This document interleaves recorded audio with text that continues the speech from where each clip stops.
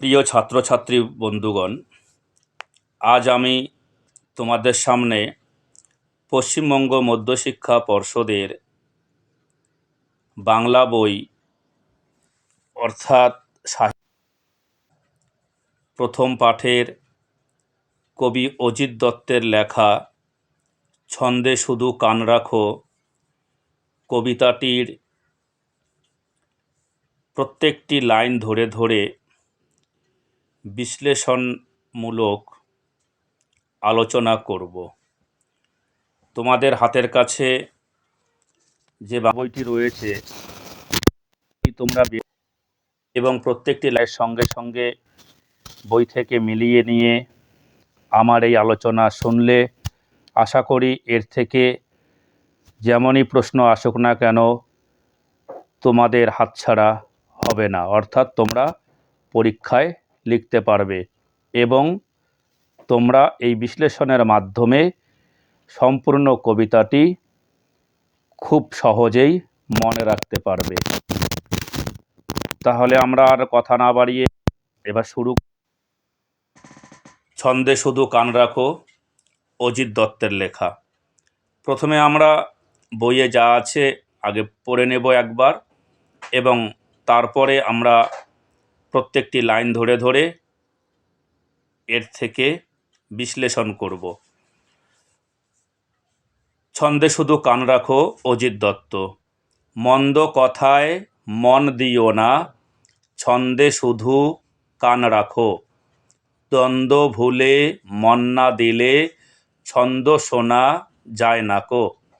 ছন্দ আছে ঝড় বাদলে, ছন্দ আছে জ্যোৎস্নাতে, দিন দুপুরে পাখির ডাকে, ঝিঝির ডাকে ঘোর রাতে। নদীর স্রোতের ছন্দ যদি মনের মাঝে শুনতে পাও, দেখবে তখন এমন তেমন ছড়া কেউ লেখেনি আর কোথাও। ছন্দ বাজে মোটর চাকায়, ছন্দে চলে রেলগাড়ি, জলের ছন্দে তাল মিলিয়ে নৌকো জাহাজ দেয় পাড়ি। ছন্দে চলে ঘড়ির কাঁটা, ছন্দে বাঁধা দিন রাত্রি দিন, কান পেতে যা শুনতে পাবে কিচ্ছুটি নয় ছন্দহীন। সকল ছন্দ শুনবে যারা, কান পেতে আর মন পেতে, চিনবে তারা ভুবনটাকে ছন্দ সুরের সংকেতে। মনের মাঝে জমবে মজা, জীবন হবে পদ্যময়, কান না দিলে ছন্দে যেন পদ্য লেখা সহজ নয়। প্রথমে কি লাইন আছে? মন্দ কথায় কান মন দিও না। মন্দ কথায় মন দিতে নিষেধ করেছেন কবি অজিত দত্ত। মন্দ কথা অর্থাৎ খারাপ কথা বা কুকথা। কুকথায় কান দিলে মনে সবসময় খারাপ চিন্তাধারাই ঘুরে ফিরে আসে। খারাপ চিন্তা নিজের পড়ালেখার জন্য খারাপ, শরীরের জন্য খারাপ, সমাজের জন্য খারাপ। আর যার চিন্তাধারা খারাপ তার অভ্যাসগুলোও হয় খারাপ। খারাপ অভ্যাস যাদের থাকে তাকে কেউ কোনোদিন পছন্দ করে না। তাই কবি ছন্দে শুধু কান রাখো কবিতায় এই লাইনের দ্বারা আমাদেরকে মন্দ কথা থেকে অর্থাৎ খারাপ কথা থেকে দূরে সরে থাকতে বলেছেন। পরের লাইন, ছন্দে শুধু কান রাখো। ছন্দে কান রাখতে বলেছেন, পছন্দের কথায় কান রাখতে বলেছেন। যে কথায় কান রাখলে ছন্দ শোনা বা বোঝা যাবে সেদিকেই কান রাখতে বলেছেন। ছন্দে কান পাতলে মন আনন্দের সৌন্দর্যে জেগে ওঠে, তাই কবি ছন্দে কান রাখার কথা বলেছেন। দ্বন্দ্ব ভুলে মন না দিলে, এখানে কবি দ্বন্দ্ব কথাটি বলেছেন। দ্বন্দ্ব অর্থাৎ ঝগড়া, বিবাদ, হিংসা, মারামারি, ক্যাচাল, কাজিয়া ইত্যাদিকে বোঝায়। তোমরা যদি দেখো যে তোমার সাথে কোনো দিন কারো সামান্য বিষয় নিয়ে ভুল বোঝাবুঝি হয়, আর তারপর থেকে তোমার মনে নানান রকমের আজে বাজে নেগেটিভ চেসে ভিড় করতে থাকবে। যার সাথে ভুল বুঝাবুঝি হয়েছে আর সে যদি তোমার ভালো বন্ধু হয়ে থাকে, তাহলে দেখবে তার সাথে যতক্ষণ পর্যন্ত না তুমি দেখা করে এই বিষয়ে কথা বলছো, ততক্ষণ পর্যন্ত তোমার ভালো লাগবে না। তাই আমাদের উচিত কারো সাথে কখনো ঝগড়া না করা, আর কোনো সমস্যা হলে তা আলোচনার মাধ্যমে মিটিয়ে নেওয়া। এতে জীবনে শান্তি বজায় থাকবে। তাই কবি অজিত দত্ত ছন্দে শুধু কান রাখোতে দ্বন্দ্ব ভুলে মন দিতে বলছে। তারপরের লাইনে কি আছে? ছন্দ শোনা যায় না কো। এখানে কবি কেন ছন্দ শোনা যাবে না তার কারণ হিসেবে উপরের লাইনে বলেছেন দ্বন্দ্ব ভুলে যেতে। দ্বন্দ্বকে যদি আমরা ভুলতে না পারি, তাহলে দ্বন্দ্ব তোমার মনে কি করবে? দুশ্চিন্তা বাড়িয়ে দিবে। আর দুশ্চিন্তা থাকলে কোনো দিনও ছন্দ শুনতে পারা যাবে না। তাই ছন্দ শুনতে গেলে কোনো দ্বন্দ্বে জড়ানো যাবে না। দ্বন্দ্বে জড়িয়ে পড়লে ছন্দ শোনা যাবে না। কবি বলছেন পরের লাইনে যে ছন্দ আছে ঝড় বাদলে। ঝড় বাদল, ঝড় যেমন কালবৈশাখী ঝড়, টর্নেডো ঝড় ইত্যাদি। ঝড়ের সঙ্গে আমরা দেখি যে বৃষ্টিও হয়, তাই এখানে কবি একসঙ্গে ঝড় বাদলে কথাটি উল্লেখ করেছেন। যদিও কালবৈশাখী ঝড়ে বা অন্য কোনো ঝড়ে প্রকৃতি মানুষের অনেক ক্ষতি করে দেয়, তবুও ঝড়ের মধ্যেও ছন্দ থাকে। আর এই ছন্দ শিল্পীর মনে দোলা দেয়। শিল্পী এই ছন্দকে যখন সুরের মাধ্যমে তুলে ধরে, তখন এই ঝড়ের ছন্দ সঙ্গীতের রূপ নেয়। এই ঝড়ের ছন্দকে শিল্পী যখন বর্ণ ও রেখার মাধ্যমে প্রকাশ করেন, তখন চিত্রশিল্পের জন্ম হয়, অর্থাৎ ছবি হয়। তেমনি শিল্পী যখন এই ঝড়ের ছন্দকে কথা বা ভাষার মাধ্যম দিয়ে সাজিয়ে তোলেন, তখন তা সাহিত্যের সৃষ্টি হয়। তাই কবি অজিত দত্ত ঝড় বাদলে ছন্দ আছে বলে উল্লেখ করেছেন। ছন্দ আছে জ্যোৎস্নাতে। জ্যোৎস্না বা জ্যোৎস্না বলতে আমাদের মাথায় যে অনুভূতি সৃষ্টি হয়, তা হলো চাঁদের আলোর ছবি। চাঁদনি রাতে বা জ্যোৎস্না রাতে যদি আমরা আকাশ বা প্রকৃতির দিকে নজর দিই, তাহলে দেখতে পাবো যখন মেঘগুলো ভেসে ভেসে চাঁদকে ঢেকে নিচ্ছে, তখন আলো কমে যাচ্ছে। প্রকৃতির মাঝে তখন আলো কমে যাচ্ছে। আবার মেঘ যখন সরে যায়, তখন আলোকিত হচ্ছে। এই চাঁদের সাথে মেঘের যে আলো আঁধারির লুকোচুরি খেলা, তাই জ্যোৎস্না হিসেবে পরিচিত। আর জ্যোৎস্নাকে নিয়ে সাহিত্যের শেষ নেই। তাই কবি অজিত দত্ত জ্যোৎস্নার ছন্দকে তার কবিতায় তুলে ধরেছেন। দিন দুপুরে পাখির ডাকেও ছন্দ আছে। দিন দুপুরে পাখির ডাকে, রাত শেষ হতে না হতেই পাখির কিচিরমিচির ডাকাডাকি শুরু হয়ে যায়। আমরা ছোটবেলায় পড়েছি, পাখি সব করে রব, রাত্রি পোহাইল। পাখির এই ডাকাডাকি বাসায় ফিরে না আসা পর্যন্ত চলতে থাকে।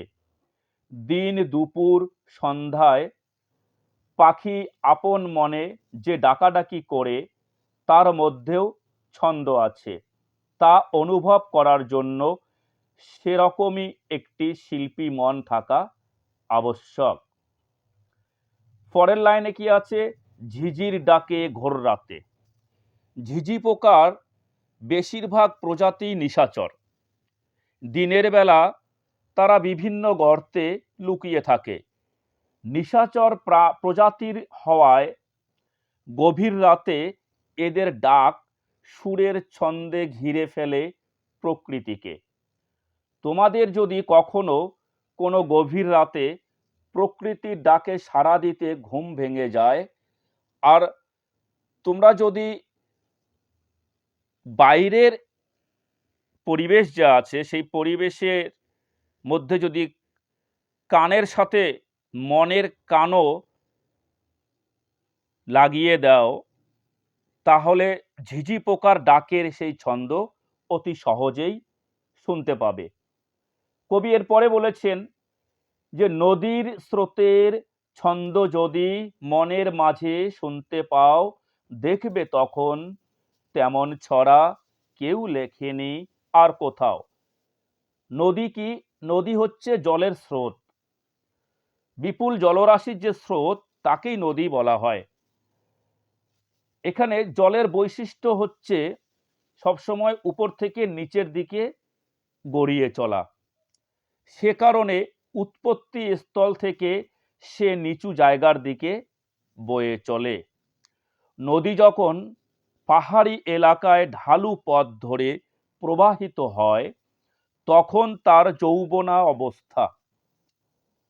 এভাবে উৎস থেকে মোহনা পর্যন্ত নদীর কাজকে তিনটি ভাগে ভাগ করা হয়ে থাকে, যথা নদীর যৌবন অবস্থা, নদীর পরিপক্ক অবস্থা এবং নদীর বৃদ্ধাবস্থা। নদীর এই তিন অবস্থায় স্রোতের যে গতিবেগ এবং কাজকর্ম তা একই নয়, আলাদা আলাদা হয়। কোনো শিল্পী যখন যে অবস্থায় নদীকে পর্যবেক্ষণ করবে, সেই অবস্থায় শিল্প তৈরি হবে। তোমার মধ্যে যদি সাহিত্য প্রীতি থাকে এবং তুমি যদি কোনো দিনও নদীর পাড়ে সময় কাটিয়ে নদীর স্রোতকে কথার সাহায্যে প্রকাশ করো, তাহলে দেখতে পাবে তোমার মতো নদী নিয়ে অন্য কেউ কোনো লেখা লেখেনি। এ বিষয়ে আমাদের আর একটি কথা মাথায় রাখতে হবে যে আমাদের একজনের আঙ্গুলের ছাপের সাথে যেমন অন্যজনের আঙ্গুলের ছাপ মেলে না, তেমনি অন্যজনের লেখার সাথে বা সাহিত্য সৃষ্টিতে একই বিষয় নিয়ে যদি আলাদা আলাদা করে লেখা হয়, তো কারো লেখার সাথে কারো লেখা মিলবে না, নকল করা এর মধ্যে কিন্তু পড়বে না। এরপরে কি বলেছেন কবি, যে ছন্দ বাজে মোটর চাকায়, ছন্দে চলে রেলগাড়ি, জলের ছন্দে তাল মিলিয়ে নৌকো জাহাজ দেয় পাড়ি। কবি এখানে মোটর গাড়ি যখন রাস্তা দিয়ে যাতায়াত করে, তখন যদি আমরা তার দিকে লক্ষ্য রাখি, তাহলে যে ছন্দ শুনতে পাবো, সেই চাকাগুলি যে গাড়ির রয়েছে, সেই চাকাগুলি যখন ঘুরবে গাড়িটিকে নিয়ে, তখন তার মধ্য থেকে যে একটি নির্দিষ্ট ছন্দ বেজে উঠবে, এই কথাটি কবি এখানে বোঝাতে চেয়েছেন। আর রেলগাড়ির চলার ছন্দ তো প্রত্যেকটা মানুষকেই আকৃষ্ট করে রাখে। আমরা যারা বাংলা সাহিত্যে একটু মনোনিবেশ করি, তারা দেখতে পাবো যে বিভূতিভূষণ বন্দ্যোপাধ্যায়ের যে পথের পাঁচালী রয়েছে, সেই পথের পাঁচালীতে আমরা দেখতে পাই এই এর দুটি চরিত্র অপু ও দুর্গা, তারা রেলগাড়ির আওয়াজ শুনে কিভাবে দৌড়ে যায়। তোমরা যদি পথের পাঁচালী উপন্যাসটিকে সত্যজিৎ রায়ের সিনেমা রূপে যেটি বের হয়েছে, এই সিনেমাটি যদি তোমরা দেখো, তাহলে অপু দুর্গার এই ছুটে যাওয়ার যে আনন্দ প্রকাশ পেয়েছে তা সহজেই দেখতে পাবে। এখানে রেলগাড়ি যে ছন্দে চলে, তা সকলের মনেই কিন্তু আনন্দ জাগিয়ে তোলে। তেমনি জলযান অর্থাৎ নৌকা, স্টিমার ইত্যাদি যখন তারা চলাচল করে তখনও নির্দিষ্ট তাল লয়ের সাথে সামঞ্জস্য বজায় রাখে। কবি এরপরে বলেছেন, ছন্দে চলে ঘড়ির কাঁটা, ছন্দে বাঁধা দিন রাত্রি দিন, কান পেতে যা শুনতে পাবে কিচ্ছুটি নয় ছন্দহীন। অর্থাৎ কবি এখানে বলেছেন যে ঘড়ির কাঁটাও যে টিকটিক করে চলে তাহলে কিন্তু সেখানে একটা ছন্দ তৈরি হয়।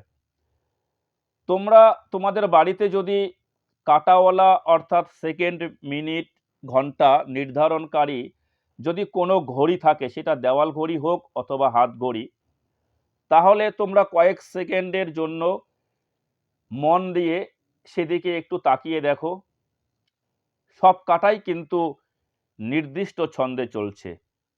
সেকেন্ডের কাঁটাটির যে টিকটিক আওয়াজ তা কিন্তু এক রকমের ছন্দই সৃষ্টি করছে। তাই কবি ঘড়ির কাঁটার যে ছন্দ আছে এই লাইনের দ্বারা এটি বোঝাতে চেয়েছেন। এখানে আমরা আরো কি দেখছি যে দিন রাত্রির মধ্যেও ছন্দ আছে। আমরা জানি দিনের পর রাত আবার রাতের পর দিন হয়। তোমাদের জ্ঞান হওয়ার পর থেকে এই যে এখন ক্লাস 7-এ উঠেছ, এই বয়স পর্যন্ত নিশ্চয়ই তোমরা তা বুঝতে পেরেছ। এই দিন রাত্রিও কিন্তু একটি নির্দিষ্ট ছন্দেই হয়। ছন্দ ছাড়া হলে দিন রাত্রি হবে না, মানুষের অনেক অসুবিধার সৃষ্টি হবে। এরপরেই কবি যেন এক কথায় ছন্দ কাকে বলে তা বোঝানোর চেষ্টা করেছেন। কি বলেছেন? কান পেতে যা শুনতে পাবে কিচ্ছুটি নয় ছন্দহীন। অর্থাৎ প্রকৃতির মাঝে কান পাতলে আমরা যা শুনতে পাবো সেটা যদি হৃদয়ে অনুভব করতে পারি তাই ছন্দ। এই কান পেতে শোনা বলতে শুধু বাইরের কানই নয়, অন্তরের কানের কথাও বোঝানো হয়েছে। কবি এরপরে বলেছেন, সকল ছন্দ শুনবে যারা, কান পেতে আর মন পেতে, চিনবে তারা ভুবনটাকে ছন্দ সুরের সংকেতে। অর্থাৎ সমস্ত জগৎটাই যে ছন্দ সুরের সংকেতে যুগ যুগান্তর অতিক্রম করে চলেছে তা আবিষ্কার করার জন্য আমাদের কান এবং মনকে সচেতন রাখতে হবে। একেই